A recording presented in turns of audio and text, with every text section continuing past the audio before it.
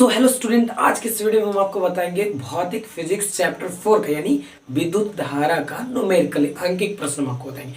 तो प्लीज आप वीडियो को अंत समय तक देखिएगा और मुझे पता है कि इससे आपको अच्छी खासी जानकारी भी मिल जाएगी और एग्जाम के लिए बहुत इंपॉर्टेंट ये वीडियो बच्चों, तो प्लीज अंत समय तक देखिएगा। तो जैसा कि आप देख रहे हैं कि मैंने इधर बोर्ड पे कुछ लिख दिया आपके लिए। आप सोच रहे हैं सर ये क्या लिख दिए, मुझे कुछ समझ में नहीं आ रहा है। बच्चों ये इंपॉर्टेंट फॉर्मूला है जो कि सिर्फ चैप्टर 4 का ही है फिजिक्स का, जो बच्चों काफी एग्जाम के लिए इंपॉर्टेंट है। ठीक है, इस पे आपको न्यूमेरिकल भी बनाने के लिए आज आपको सिखाएंगे कि कैसे बनाया जाता है। दूसरा बच्चों ये आपके लिए हम लिख दिए हैं ताकि आप इसे 2-3 नंबर ऐसे ही प्राप्त कर लो, दम मतलब फ्री का नंबर ले लो। जैसे कि बच्चों ये ऐसा यूनिट बराबर एग्जाम में पूछे जाते हैं, तो प्लीज आप इसे एक बार राइट डाउन कर लो यार, इतना तो कर ही सकते हो ना। तो ऐसा यूनिट कैसे बच्चों, तो विद्युत धारा का ऐसा यूनिट एम्पियर होता है, विद्युत विभव का वोल्ट होता है और हाँ विभवांतर का भी बच्चों वोल्ट ही होता है। ठीक है ना। अगर आप ये नहीं पढ़े तो आप मुझे कमेंट करके बताइए, मैं आपको तुरंत ये बता दूंगा कि क्या होता है। आवेश चार्ज किसे कहते हैं, ये भी मैं आपको बता दूंगा क्या हो। और चार्ज कैसे लिखा होता है बच्चों, तो कूलम होता है जिसको हम सी से लिखते हैं। उसके बाद बच्चों प्रतिरोध, इंग्लिश में रेसिस्टेंस बोलते हैं। प्रतिरोध का ऐसा यूनिट ओम होता है, ठीक है, जिसका सिंबल ये होता है। उसके बाद आता है बच्चों कार्य, कार्य का ऐसा यूनिट जूल होता है जिसका सिंबल जे है। उसके बाद आता है बच्चों प्रतिरोधकता, प्रतिरोधकता का ऐसा यूनिट होता है बच्चों ओम मीटर। ठीक है, जहां भी आपको ओम मीटर देखे तो मान दीजिए कि ये प्रतिरोधकता का ऐसा यूनिट है। ठीक है, उसके बाद आता है बच्चों विद्युत शक्ति, विद्युत शक्ति का ऐसा यूनिट वाट होता है जिसको हम लोग बोलते हैं WATT, इसका इंग्लिश होगा ये स्पेलिंग वाट होता है। ठीक है, तो ये कुछ क्या है ऐसा यूनिट है। आप इस स्क्रीनशॉट लेना चाहते हो तो प्लीज ले लीजिए जल्दी, ठीक है, और इसे आप राइट डाउन कर लीजिएगा, 2-3 बार पढ़िएगा तो याद हो जाएगा। तो बच्चों आज के इस वीडियो में हम क्या बताएंगे आपको, तो न्यूमेरिकल बताएंगे। प्लीज अंत समय तक बने रहिएगा। तो मैं क्या करता हूँ कि इसे अभी इरेज कर देता हूँ। इरेज करने के बाद मैं आपको 1 2 3 4 नहीं 5 प्रश्न आज बताऊंगा न्यूमेरिकल का। ठीक है, अंत समय तक बने रहिए। चलो देखते हैं। तो बच्चों देखो, न्यूमेरिकल बनाने के लिए ना सबसे पहले आपको क्या करना है बच्चों, 2-3 बात को ध्यान देना है। अगर ये मेरा 3 बात आपको याद रहता है तो आप बहुत तेजी से न्यूमेरिकल बना सकते हो। पहला कि सबसे पहले जो प्रश्न रहेगा ना उसको 2 से 3 बार पढ़ना, मतलब जब तक ना समझ में आए तब तक प्रश्न को पढ़ना।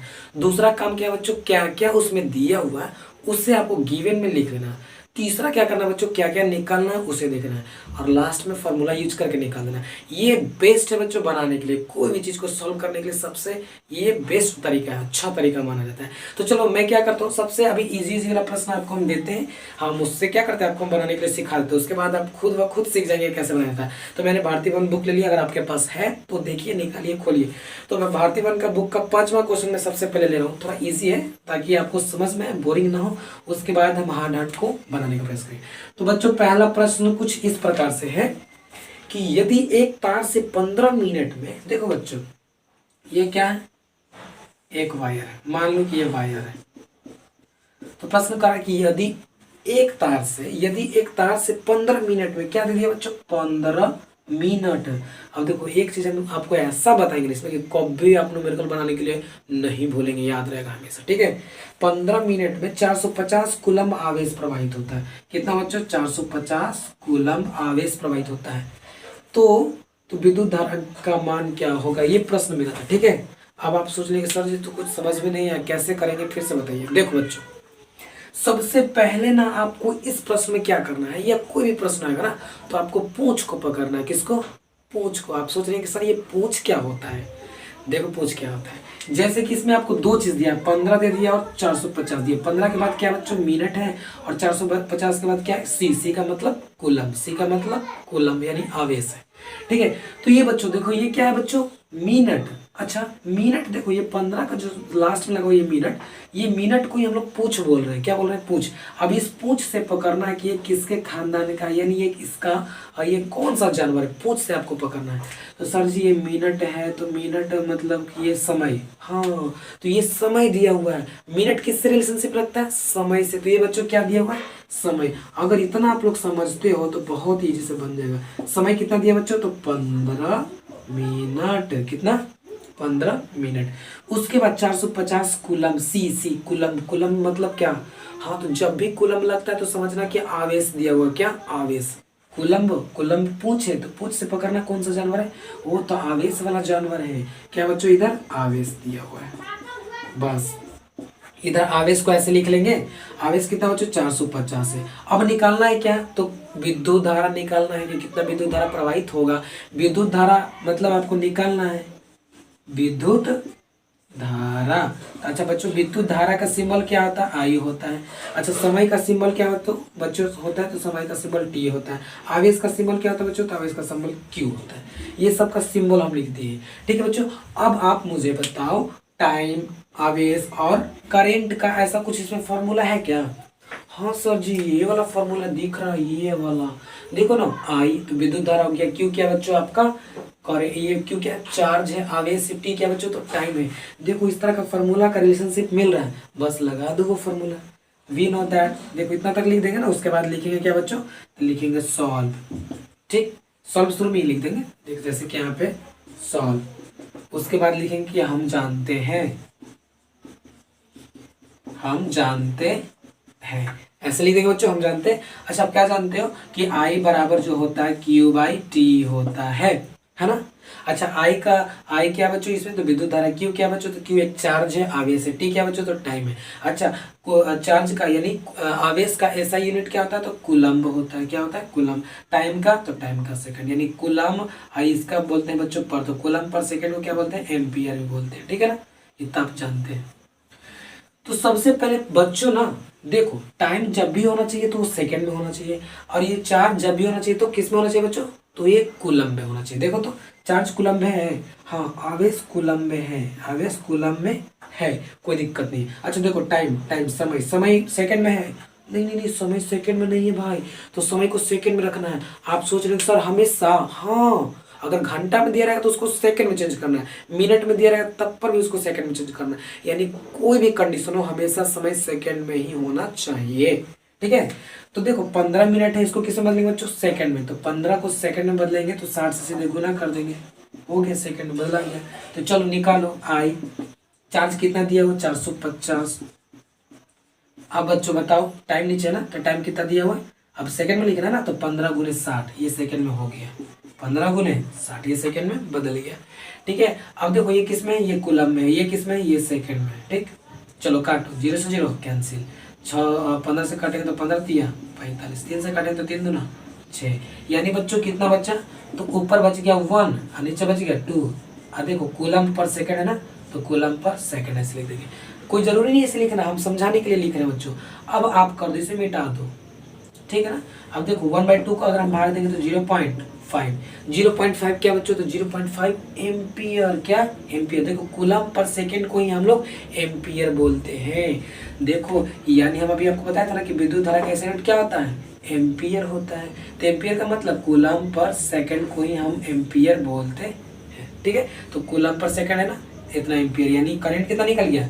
0.5 एम्पियर। जो क्वेश्चन नंबर दूसरा देखते हैं इसी प्रकार, यदि 8 मिली कूलम आवेश को, क्या है बच्चों? 8 मिली कूलम है, 8 मिली और कूलम। तो देखो बच्चों ये पूंछ, देखो पूंछ लगा हुआ कूलम्ब।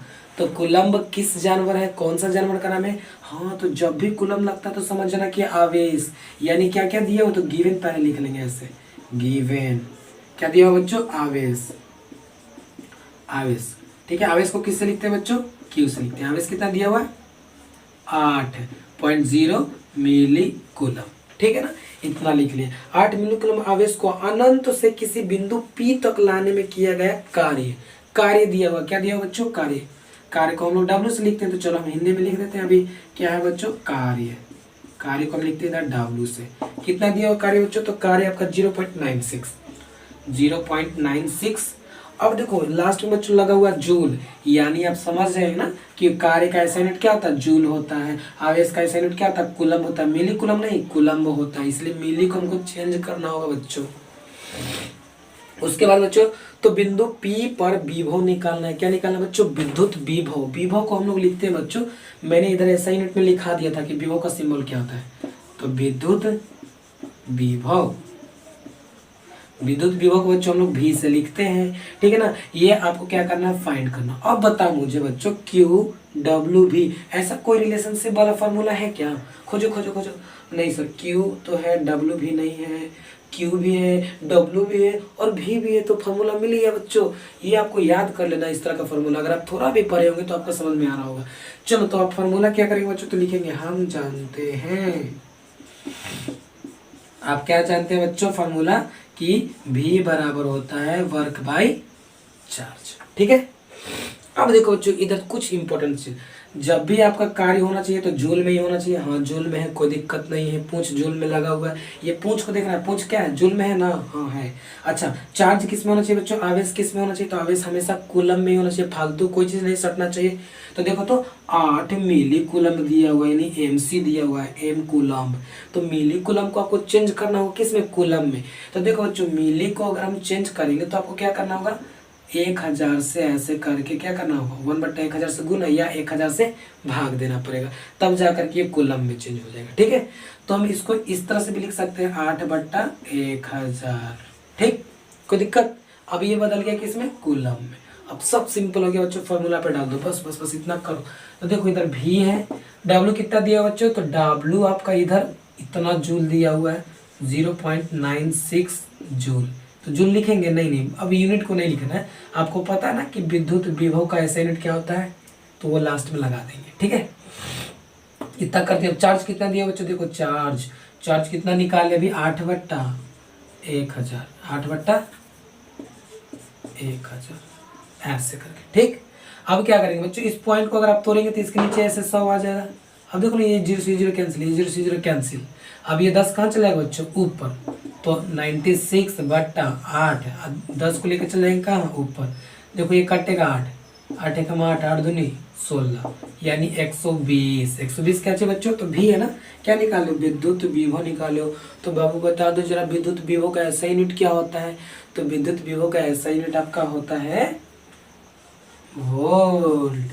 प्रयास करिएगा सब बनेगा। ठीक है, क्वेश्चन नंबर देखो 19, हम सब फार्मूला पे एक एक बनाने की प्रयास करें। इस पे हो गया, इस पे हो गया, ए बी सेम वही है बच्चों, तो देख लीजिएगा इजी है। बाकी ये दोनों पे हम आपको बता देते हैं। ठीक है, जैसे कि देखो 19 नंबर जो आपका क्वेश्चन या 18 नंबर 20 नंबर जो भी है, पहले देख लेते हैं।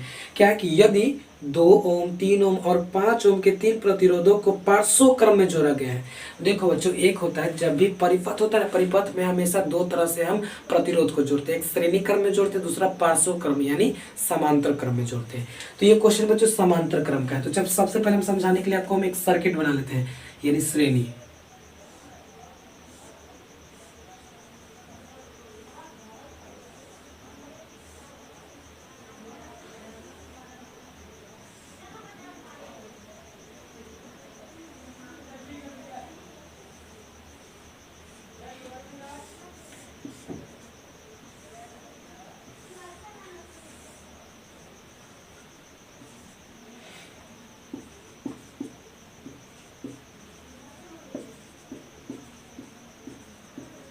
देखो बच्चों ये क्वेश्चन है कि यदि 2 ओम यानी R1 का मान कितना है बच्चों, 2 ओम प्रतिरोध है ना, ये भी प्रतिरोध, ये भी प्रतिरोध, ये भी प्रतिरोध। R1 2 ओम है, यदि 2 ओम 3 ओम और 5 ओम, तो R2 कितना है बच्चों, 3 ओम, सब दिया हुआ, और ये 5 ओम।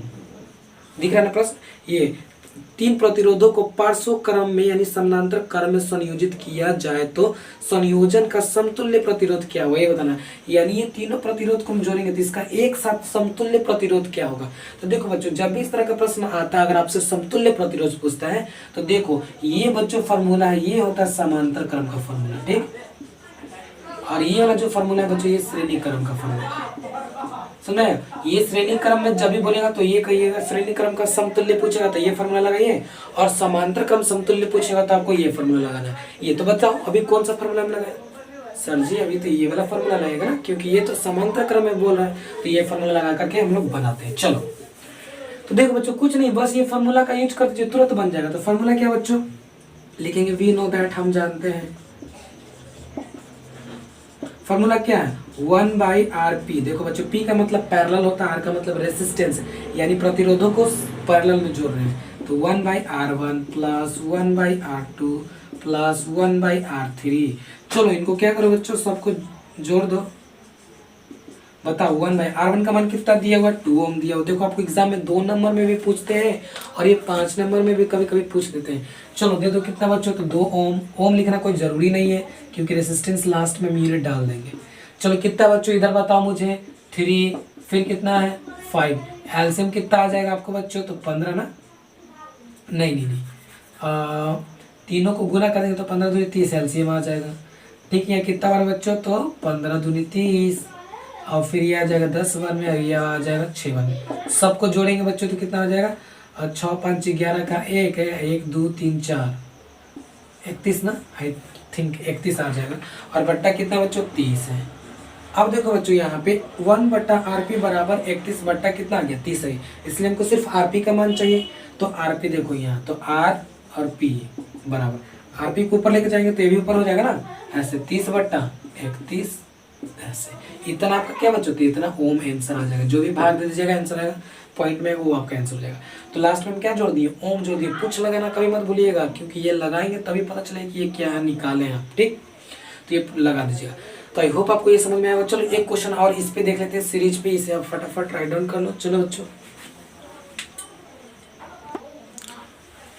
तो बच्चों चलो क्वेश्चन नंबर हम 20 देख लेते हैं। कितना 20, क्वेश्चन नंबर 20। और ये लास्ट क्वेश्चन है बच्चों, बहुत इंपॉर्टेंट। ये समझो क्वेश्चन क्या कर रहा है, कैसे एग्जाम में आपको देगा कि देखो 2 3 ओम तथा 6 ओम के 3 प्रतिरोधों को किस प्रकार जोड़ा जाए।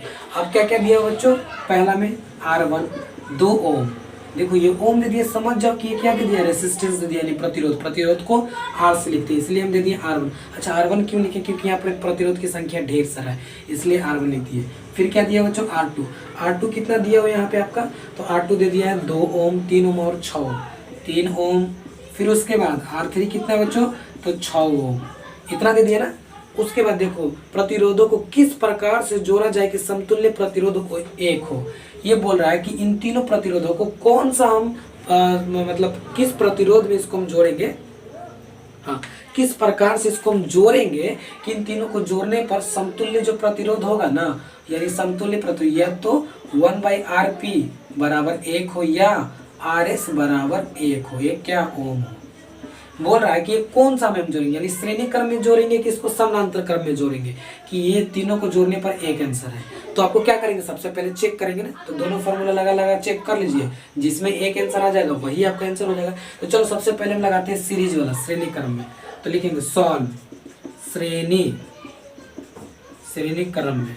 श्रेणी क्रम का फॉर्मूला क्या है बच्चों, तो RS बराबर क्या होता है, वो RS बराबर होता है बच्चों R1 plus R2 plus R3। चलो सबको जोड़ो, R1 कितना है, R1 यहाँ पे 2 है, फिर कितना बच्चों 3 है, फिर कितना है 6 है, सबको जोड़ेंगे 6 तो 9 9 2 11 ओम। क्या यहाँ पे 11 ओम आ रहा है, नहीं, यहाँ पे तो 1 लाना लेकिन आ रहा है 11, तो ये नहीं होगा, ये समतुल्य प्रतिरोध, ये सीरीज वाला नहीं होगा, ठीक।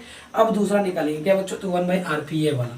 चलो लिखते हैं समांतर क्रम में, किसमें, समांतर में जोड़ते हैं। चलो समांतर के लिए फॉर्मूला क्या होता है, तो 1/RP बराबर 1/R1 plus R2 plus R3। तो चलो R1 का मान कितना है, 2 प्लस 1/3 प्लस 1/6। एलसीएम कितना है बच्चों, एलसीएम आ जाएगा इसका 6, 2 तिहाई 6, 3 दूना 6, 6 कम 6 जोड़ो, 3 2 5 5 1 6, ऊपर कितना आ गया 6, नीचे कितना आ गया 6, 6 6 कटेगा तो 1 क्या बच्चों ओम, क्योंकि प्रतिरोध निकाले ना, 1/1, इसको पलटेंगे तो आपका 1 ही आएगा।